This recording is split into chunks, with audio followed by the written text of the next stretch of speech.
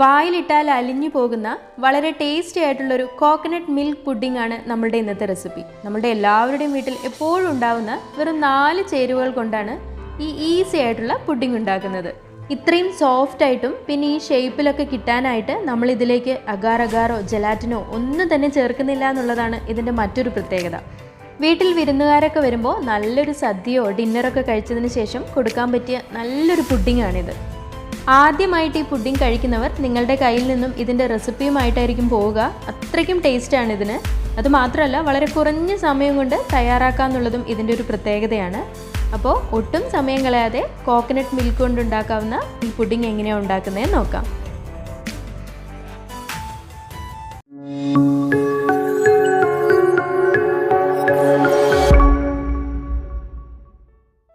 തേങ്ങാപ്പാൽ ഉപയോഗിച്ചുള്ള വളരെ രുചികരമായിട്ടുള്ള ഈ പുഡിംഗ് ഉണ്ടാക്കുന്നതിനായിട്ട് നമുക്ക് ആദ്യമേ വേണ്ടത് ചിരകിയ തേങ്ങ തന്നെയാണ്. അപ്പോൾ 250 ഗ്രാമിൻ്റെ 3 കപ്പ് ചിരകിയ തേങ്ങയാണ് ഞാനൊരു മിക്സിയുടെ വലിയ ജാറിലേക്ക് ഇട്ട് കൊടുക്കുന്നത്. കഴിയുന്നതും ഫ്രഷ് ആയിട്ടുള്ള തേങ്ങ തന്നെ ഉപയോഗിക്കാൻ ശ്രമിക്കുക, ഫ്രിഡ്ജിലൊന്നും വയ്ക്കാത്തത്. ഇനി ഇതിലേക്ക് 1 കപ്പ് വെള്ളവും കൂടെ ഒഴിച്ച് നന്നായിട്ടൊന്ന് അടിച്ചെടുക്കുക. അതുപോലെ തന്നെ തേങ്ങ ചിരകിയെടുക്കുമ്പോൾ ഒരുപാട് കറുത്ത ഭാഗങ്ങളൊക്കെ ഉണ്ടെങ്കിൽ മാറ്റി കൊടുക്കാം. കാരണം നമ്മളുടെ തേങ്ങാപ്പാലിൻ്റെ നിറം ഒട്ടും കുറയരുത്. നല്ല തൂവെള്ള നിറത്തിലുണ്ടെങ്കിലായിരിക്കും നമ്മളുടെ പുഡിംഗ് കാണാൻ നന്നായിട്ടുണ്ടാവുക. അപ്പോഴിവിടെ തേങ്ങ നന്നായി അടിച്ചെടുത്തിട്ടുണ്ട്. ഇനി നമ്മൾക്കിതിൻ്റെ തേങ്ങാപ്പാലാണ് എടുക്കേണ്ടത്. അതിനായിട്ടൊരു സ്ട്രെയിനറിലേക്ക് ഒഴിച്ചു കൊടുക്കാം. ഇതിൽ നമ്മൾ 1-ാം പാൽ 2-ാം പാൽ എന്നൊന്നും പറഞ്ഞെടുക്കുന്നില്ല. ആദ്യത്തെ അതായത് 3 കപ്പ് തേങ്ങയ്ക്ക് 1 കപ്പ് വെള്ളം ഒഴിച്ച് നന്നായി അടിച്ചെടുത്തതിൻ്റെ തേങ്ങാപ്പാൽ മാത്രമാണ് ഉപയോഗിക്കുന്നത്. നല്ല കട്ടിയുള്ള പാലിൽ വേണം നമ്മൾ ഈ പുഡിംഗ് ഉണ്ടാക്കാനായിട്ട്. വെള്ളം ചേർത്ത് ഉണ്ടാക്കുകയാണെങ്കിൽ പുഡിങ്ങിൻ്റെ ടേസ്റ്റ് കുറഞ്ഞു പോകും. അപ്പോൾ ഇതുപോലെ നല്ല കട്ടിയുള്ള തേങ്ങാപ്പാൽ എടുത്ത് മാറ്റി വയ്ക്കുക. നമ്മുടെ പുഡിങ്ങിനുള്ള തേങ്ങാപ്പാൽ ഇവിടെ റെഡിയായി കഴിഞ്ഞു. ഇനി ഇതിൽ നിന്നും ഒരു 1/4 കപ്പ് നമ്മൾ തേങ്ങ അളന്നെടുത്ത അതേ കപ്പിൽ ഒരു 1/4 കപ്പ് തേങ്ങാപ്പാൽ നമ്മളെടുത്ത് മാറ്റി വയ്ക്കുകയാണ്. പുഡിംഗ് ഉണ്ടാക്കുമ്പോൾ നിങ്ങളതിൻ്റെ അളവുകൾ പ്രത്യേകം ശ്രദ്ധിക്കണം. കറക്റ്റ് അളവിൽ നിങ്ങൾ ചെയ്താൽ മാത്രമേ ആ ഷേപ്പിലും ആ ഒരു അലിഞ്ഞു പോകുന്ന രീതിയിലൊക്കെ നമുക്ക് കിട്ടുകയുള്ളൂ. അപ്പോൾ 1/4 കപ്പ് തേങ്ങാപ്പാൽ ഞാനൊരു ബൗളിലേക്ക് മാറ്റി വെച്ചിട്ടുണ്ട്. ഇനി ഇതേ ബൗളിലേക്ക് ഒരു 1/4 കപ്പ് കോൺഫ്ലവറും കൂടെ ചേർത്ത് കൊടുക്കുകയാണ്. അപ്പോൾ നമ്മൾ അഗാർ അഗാർ ജെലാറ്റിൻ ഒന്നും ചേർക്കുന്നില്ല. അതിന് പകരം ആ ഷേപ്പിനും ആ ഒരു സോഫ്റ്റ്നെസ്സൊക്കെ കിട്ടാൻ വേണ്ടിയിട്ട് നമ്മളിതിലേക്ക് കോൺഫ്ലവറാണ് ചേർത്ത് കൊടുക്കുന്നത്. അപ്പോൾ കോൺഫ്ലവറും കൂടെ ചേർത്ത് കൊടുത്തിട്ട് ഇത് രണ്ടും കൂടെ നന്നായിട്ടൊന്ന് മിക്സ് ചെയ്ത് കൊടുക്കുക. ഈ കോൺഫ്ലവർ ഒരു ഭാഗത്ത് അടിഞ്ഞുകൂടാൻ ചാൻസ് ഉണ്ട്. അപ്പോൾ അതെല്ലാം ഒഴിവാക്കി ചെറിയ കട്ടകളുണ്ടെങ്കിൽ അതെല്ലാം ഉടച്ചു കൊടുത്ത് നന്നായിട്ടൊന്ന് ഇളക്കി വയ്ക്കുക. ഇനി നമുക്ക് സ്റ്റൗവിലേക്ക് ഒരു പാൻ വെച്ച് കൊടുക്കാം. അതിലേക്ക് നേരത്തെ എടുത്തു വെച്ച തേങ്ങാപ്പാലും കൂടെ ചേർത്ത് നന്നായിട്ടൊന്ന് ഇളക്കി കൊടുക്കുക. അപ്പോൾ ഈ സമയത്തൊക്കെ ഫ്ലെയിം നന്നായിട്ട് കുറച്ച് വയ്ക്കുക. എന്നിട്ട് കൈവിടാതെ ഇളക്കി കൊടുക്കുക. അറിയാലോ, തേങ്ങാപ്പാലായതുകൊണ്ട് ചൂട് കൂടിപ്പോവുകയാണെങ്കിൽ പിരിഞ്ഞു പോകാൻ ചാൻസ് ഉണ്ട്. ഏകദേശം 2 മിനിറ്റ് കഴിയുമ്പോഴേക്ക് തന്നെ നമ്മുടെ തേങ്ങാപ്പാൽ ചെറുതായി ഒന്ന് ചൂടായി വന്നിട്ടുണ്ടാവും. ഈ സമയത്ത് ഇതിലേക്ക് 1/2 കപ്പ് പഞ്ചസാര ചേർത്ത് നന്നായിട്ട് ഇളക്കി കൊടുക്കുകയാണ്.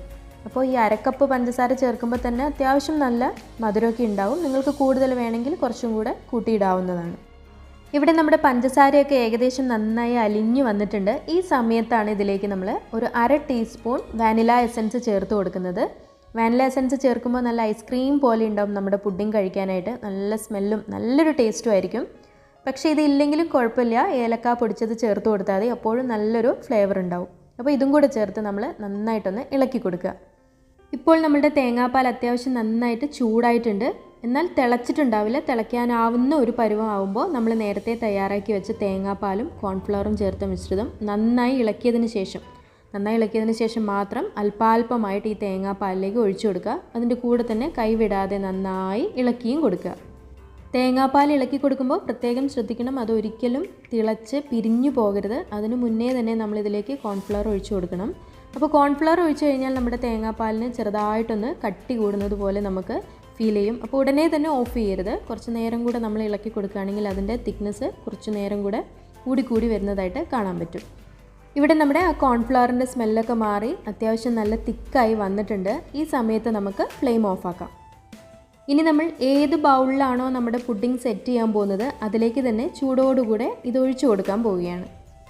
ഞാനിവിടെ ഒരു ഗ്ലാസിൻ്റെ ചെറിയ ബൗളാണ് എടുത്തിരിക്കുന്നത്. അപ്പോൾ ഇതിലേക്ക് മുഴുവനായിട്ടും നമ്മളുടെ പുഡിങ്ങിൻ്റെ മിശ്രിതം ഒഴിച്ചു കൊടുക്കുകയാണ്. ഇത് കാണുമ്പോൾ തന്നെ നല്ല സിൽക്കി ആയിട്ടുണ്ടാവും. അപ്പോൾ ഈ ഒരു പരുവത്തിലാണ് നമുക്ക് കിട്ടേണ്ടത്. ഇനി ഇതിൻ്റെ മുകൾ ഭാഗം ഒന്നും മറക്കാതെ ലെവൽ ചെയ്ത് കൊടുക്കണം, അല്ലെങ്കിൽ നമ്മുടെ പുഡിങ്ങൊക്കെ സെറ്റ് ചെയ്തതിന് ശേഷം അത് കറക്റ്റായിട്ട് നിൽക്കുമ്പോൾ അതിനൊരു അഭംഗി ഉണ്ടാവും. അപ്പോൾ ഇതൊക്കെ ഒന്ന് പ്രത്യേകം ശ്രദ്ധിക്കുക. ഇനി ഇതിലെന്തെങ്കിലും എയർ ബബിൾസ് ഉണ്ടെങ്കിൽ അതൊന്ന് മാറിക്കിട്ടാനായിട്ട് നന്നായിട്ടൊന്ന് ടാപ്പ് ചെയ്ത് കൊടുക്കാം. അതിനുശേഷം ഇതിൻ്റെ ചൂട് നന്നായി പോകാനായിട്ട് ഒരു മണിക്കൂറെങ്കിലും വെയിറ്റ് ചെയ്യണം. അപ്പോൾ നന്നായി ചൂട് മാറിയതിന് ശേഷം നമുക്കിത് ഫ്രിഡ്ജിൽ വെക്കാം. ഫ്രീസറിൽ വെക്കേണ്ട ആവശ്യമില്ല. ഫ്രിഡ്ജിൽ നമുക്കൊരു 3 മണിക്കൂറെങ്കിലും ഇതേപോലെ വെക്കാം. അപ്പോൾ നമ്മളിത് ഫ്രിഡ്ജിൽ 3 മണിക്കൂർ വെച്ചതിന് ശേഷം എടുത്തിരിക്കുന്നതാണ്. ഫ്രിഡ്ജിൽ വെക്കുമ്പോൾ മറക്കാതെ ഇതിന് മുകളിലൊരു അടപ്പ് വയ്ക്കുക, അല്ലെങ്കിൽ ഇതിൻ്റെ മുകളിൽ വെള്ളം കെട്ടി നിൽക്കാൻ ചാൻസ് ഉണ്ട്. അപ്പോൾ അത് ഒഴിവാക്കാനായിട്ട് മറക്കാതെ ഒരു അടപ്പും കൂടെ വെച്ചിട്ട് വേണം ഫ്രിഡ്ജിൽ വെക്കാനായിട്ട്. നമ്മുടെ പുഡിംഗ് ഇവിടെ നല്ല സെറ്റായി വന്നിട്ടുണ്ട്. ഞാനിതിനി ഈ പ്ലേറ്റിലേക്ക് മാറ്റുകയാണ്. അപ്പോൾ ഈ പ്ലേറ്റിൽ ഇതുപോലെ വെച്ചതിന് ശേഷം പെട്ടെന്നൊന്ന് കമഴ്ത്തി എടുത്താൽ മതിയാകും. ഇനി അഥവാ വരുന്നില്ലെങ്കിൽ അതിൻ്റെ സൈഡൊക്കെ ഒന്ന് ചെറുതായിട്ടൊന്ന് നമ്മുടെ കൈ കൊണ്ട് തന്നെ ചെറുതായി ഒന്ന് വിടിയിപ്പിച്ച് കൊടുത്തതിന് ശേഷം ഇതുപോലെ കമഴ്ത്തി എടുക്കുകയാണെങ്കിൽ നല്ല പെർഫെക്റ്റ് ഷേപ്പിൽ തന്നെ നമ്മളുടെ പുഡിംഗ് കിട്ടുന്നതായിരിക്കും. ഈ പ്ലേറ്റ് നമ്മൾ ചെറുതായി ഒന്ന് ഇളക്കുമ്പോൾ നമ്മുടെ പുഡിംഗ് ചെറുതായിട്ടൊന്ന് വിറയ്ക്കുന്നത് പോലെ ഉണ്ടാവും. ഇതുപോലെ ആയിരിക്കണം ഇതിൻ്റെ കൺസിസ്റ്റൻസി. അപ്പോൾ നമ്മൾ പെർഫെക്റ്റ് ആയിട്ട്, അതായത് കറക്റ്റായിട്ടുള്ള അളവിൽ കോൺഫ്ലവറൊക്കെ ചേർത്ത് കൊടുത്താൽ മാത്രമേ നമുക്ക് ഇതുപോലെ കിട്ടുകയുള്ളൂ. അല്ലെങ്കിൽ ഭയങ്കര കല്ല് പോലെ ഉണ്ടാവും. അപ്പോൾ കഴിക്കാനും ടേസ്റ്റ് ആയിട്ടുണ്ടാവില്ല. ഇനി ഇതിൻ്റെ ഒരു ഡെക്കറേഷന് വേണ്ടിയിട്ട് നമുക്ക് കുറച്ച് ബദാമും പിന്നെ കുറച്ച് പുതിനയൊക്കെ വെച്ച് നമുക്കൊന്ന് ഡെക്കറേറ്റ് ചെയ്യാം. ഇതൊക്കെ നിങ്ങളുടെ ഇഷ്ടം. നിങ്ങൾക്ക് എന്ത് വേണമെങ്കിലും ചെയ്തത് ഭംഗിയാക്കാവുന്നതാണ്. പറഞ്ഞിരിക്കുന്ന അളവുകളൊക്കെ ഒന്ന് ശ്രദ്ധിച്ച് നിങ്ങളെല്ലാവരും ഈ പുഡിംഗ് ഒന്ന് ട്രൈ ചെയ്ത് നോക്കുക.